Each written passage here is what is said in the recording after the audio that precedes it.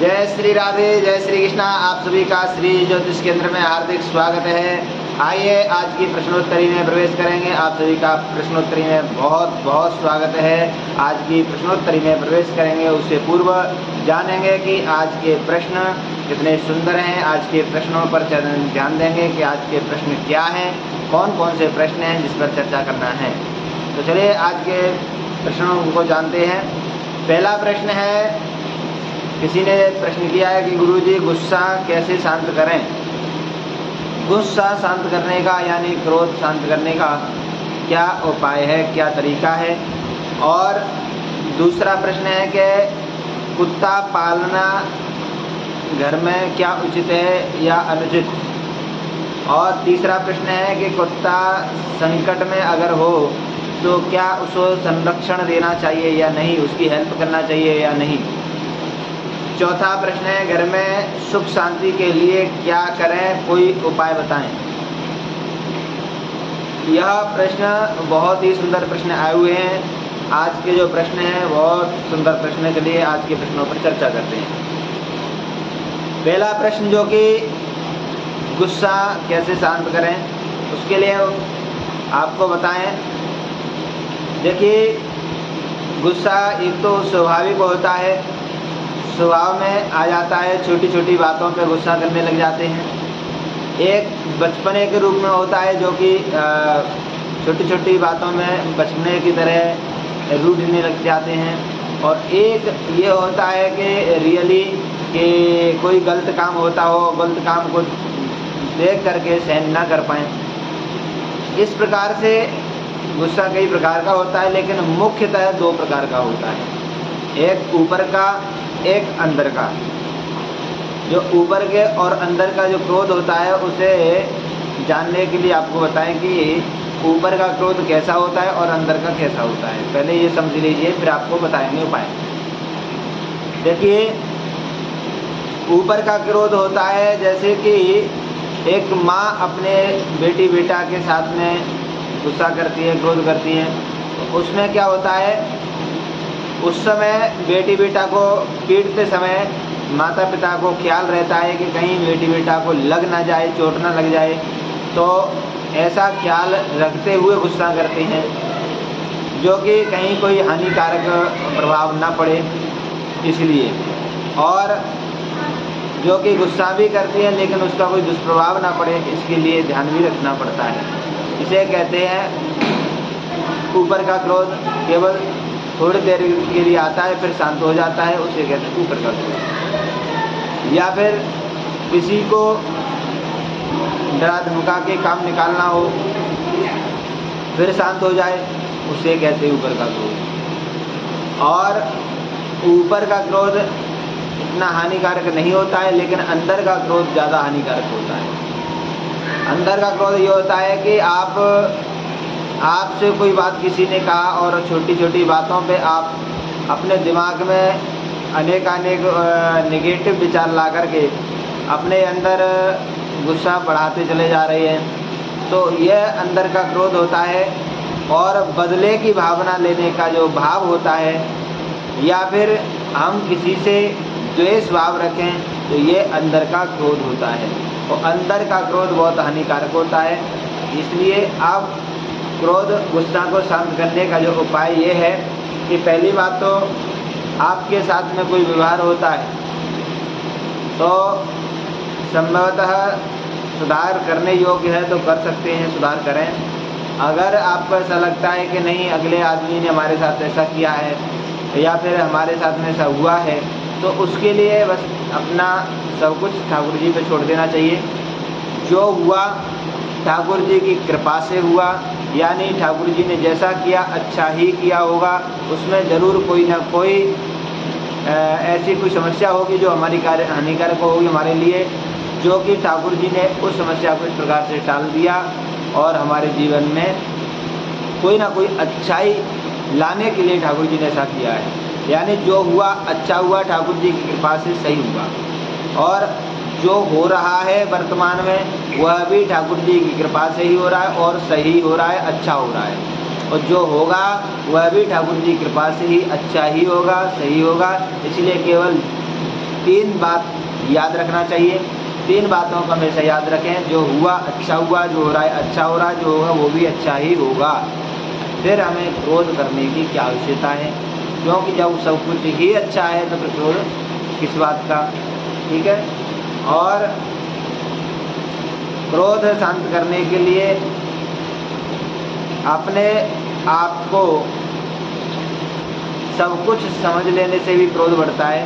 हम कुछ नहीं करने वाले हैं, करने वाले सब ठाकुर जी हैं। अपना सर्वस्व ठाकुर जी के ऊपर छोड़ते हुए अपने मन को शांत रखें और छोटी छोटी बातों पर विवाद न बढ़ाएं, छोटी छोटी बातों पर बड़ा न बनाएं। अपने मन में निगेटिविटी न लाएं, अपने मन में सकारात्मक विचार लाएं। और अब उपाय बताएं। अब एक और उपाय ये है कि प्रातःकाल सूर्य उदय से पहले खड़े हों, क्योंकि सूर्य उदय के बाद खड़े होते तो नेगेटिविटी आती है। नेगेटिविटी को दूर करने के लिए सबसे पहले सूर्य उदय से पहले खड़े हों और खड़े होकर के अपने घर में घंटे, आध घंटे, 2 घंटे, कम से कम 1 घंटे तो जो है अपने घर में भजन कीर्तन या हनुमान चालीसा, सुंदरकांड या और भी धार्मिक म्यूजिक चलाएं और अपने मन में अच्छे सकारात्मक विचार लाएं। देखिए, प्रातः काल जैसा विचार रहते हैं वैसे ही विचार दिनचर्या में चलते हैं, इसलिए प्रातः काल को सही रखना चाहिए और उस समय अच्छे भजन कीर्तन आदि लगाना चाहिए और अपना जीवन आगे सुधारना चाहिए। अब दूसरा प्रश्न है कि घर में कुत्ता पालना उचित है या अनुचित है। देखिए, किसी भी जीव को आप पाल सकते हैं, लेकिन कुत्ता को पालना शास्त्रों के अनुसार अनुचित माना गया है। क्यों माना गया है? कि देखिए, पहली बात तो ये है कि कुत्ता किसी बंधन में नहीं रहने वाला है, वह स्वतंत्र रहने में ज़्यादा सही रहता है। वह आप उसे पालते हैं तो उससे आपके लिए अनुचित है, क्योंकि रीज़न ये है कि आप कुत्ता को पालते हैं तो हमारा लगाव कितना बढ़ेगा कुत्ता से। जो लगाव हमारा कुत्ता से बढ़ रहा है वो हमारा ठाकुर जी के प्रति हो तो कितना अच्छा होगा, लेकिन उतना लगाव ठाकुर जी से नहीं कर पाते। और यदि ठाकुर जी से भी करते हैं और कुत्ता से भी करना चाहते हैं तो असंभव है। क्योंकि देखिए, इसका उदाहरण आपको बताएं। कुत्ता अपने घर में पालने से क्या होगा, हमारे मन में उसके प्रति ममता हो जाएगी और ममता हो जाएगी तो हमारा लगाव उससे अधिक हो जाएगा। अधिक जाकर के फिर जो है हमारे लिए हानिकारक, पीड़ाकारक हो जाएगा।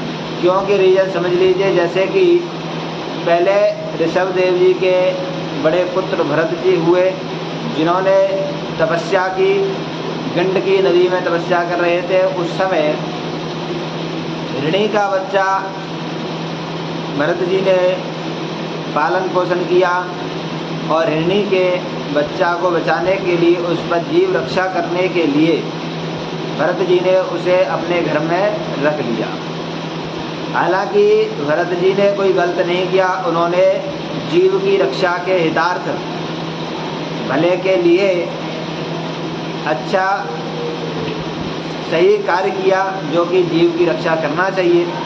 लेकिन जीव की रक्षा का दायित्व हमारा उतना ही है जब तक वह अपने पैरों पे नहीं है।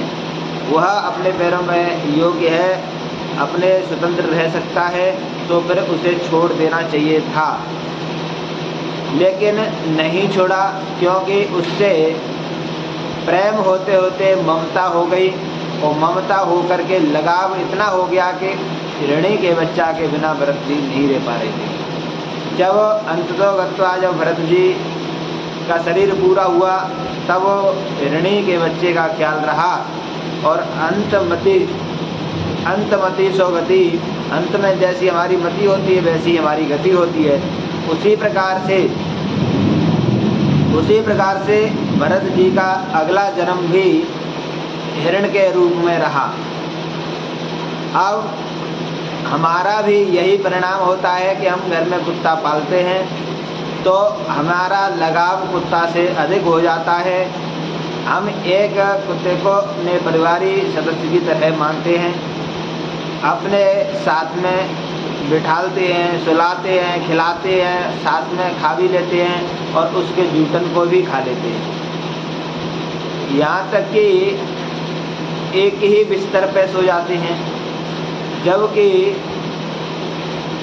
यह अनुचित है। और घर में यदि यहाँ तक भी प्रमाणित लिखा हुआ है कि यदि जिस घर में कुत्ता पालते हैं उस घर में पितृदोष निश्चित तौर पे लग जाता है, क्योंकि उस घर में पितृ प्रसन्न नहीं होते हैं। ठीक है, अब बात करते हैं कि यदि कोई संकट में है और उसकी रक्षा की जाए, तो जैसे कि भरत जी ने हिरणी के बच्चा को संकट में देखा, उसकी रक्षा की, उसी प्रकार से अगर कोई संकट में कोई भी जीव है तो उसकी रक्षा करना चाहिए। रक्षा कर सकते हैं, उसमें कोई दोष नहीं है, लेकिन रक्षा ही करना चाहिए, न कि उसे हृदय में बिठालना चाहिए, न कि उसे हम ममता करना चाहिए। अगर वहाँ ममता हो जाती है तो वह आपका सेवा नहीं, आपका पाप बढ़ जाता है। इसलिए हमें किसी से इस प्रकार लगाव न रख करके ठाकुर जी से लगाव रखें जो कि हमारी पूजा कम ना हो पाए, ठाकुर जी के प्रति हमारी श्रद्धा, विश्वास, समर्पण कम ना हो पाए, हमारा अधिक से अधिक समय ठाकुर जी की सेवा में जाए और इस प्रकार से ममता ना हो पाए। जीव की रक्षा करना धर्म है, लेकिन जीव से लगाव करना उतना ही अधर्म है। इसलिए केवल सेवा तक ही सीमित रखना चाहिए और घर के अंदर पालतू के रूप में नहीं रखना चाहिए। अगर जो पालतू के रूप में रखते हैं उस घर में पितृदोष शीघ्र ही लग जाता है, उस घर में पितरों की कृपा नहीं हो सकती है, पितृ दूर चले जाते हैं, पितरों की कृपा नहीं रहती है। अब बात करते हैं घर में सुख शांति के लिए क्या करें, उसके लिए क्या उपाय है जिससे कि हम अपने घर में सुख शांति समृद्धि प्राप्त कर सकें। तो बताते हैं घर में सुख शांति के लिए कुछ उपाय हैं, वो आपको करना है। यदि माता बहनें सुन रही हैं तो अवश्य ध्यान दें। माता बहनों को यह उपाय करना है, घर में दीपक रखें। देखिए, तुलसी के पास एक दीपक रखना है, एक दीपक तुलसी के पास रखें, घी का दीपक, और एक दीपक अपने मुख्य दरवाजे पर रखना है। घर के मुख्य दरवाजे पर एक घी का दीपक रखना है बाहर की तरफ। इस प्रकार से यह दो दीपक अवश्य रखें, वो भी शाम के समय रखना है, और घी का दीपक रखना है, एक तुलसी के पास और एक मुख्य दरवाजे के मेन गेट के बाहर की तरफ। और प्रातः काल सूर्य उदय से पूर्व बिस्तर छोड़ करके यानी खड़े हो जाएं और चौक लगाना चाहिए, जो कि प्रातः काल सूर्य उदय से पूर्व भले ही आप स्नान नहीं करे हों, केवल हाथ पैर धुल लें। हाथ पैर धुल के अपने घर के मुख्य दरवाजे की रेली पर जल डाल दें थोड़ा सा, और अगर जल ना डालें तो साफ कर लें थोड़ा सा। और उसके बाद गाय का गोबर है तो गाय के गोबर से लीप लें, और यदि गाय का गोबर नहीं है तो हल्दी से लीप लें और आटे से चौक लगाएं। आटे से चौक लगाएं और उस पर थोड़े से हल्दी मिले हुए चावल किसी डिब्बी में बना के रख लें, और उसमें से थोड़ा सा हल्दी मिले हुए चावल उस चौक पर डाल दें और माँ लक्ष्मी से प्रार्थना करें, हे माँ लक्ष्मी आप हमारे घर में प्रवेश कीजिए। यह क्यों किया जाता है, इसका रीज़न ये है क्योंकि हमारे घर में प्रातः काल लक्ष्मी आती है, और लक्ष्मी आगमन के समय हम ये चौक लगाते हैं तो हमारे घर में लक्ष्मी का प्रवेश होता है, हमारे घर में सुख शांति प्राप्त होती है और हमारे घर में माँ लक्ष्मी की कृपा प्राप्त होती है। और दूसरा ये है कि हमें घर में शांतिपूर्वक रहना चाहिए, किसी भी घर में कलेश नहीं होना चाहिए।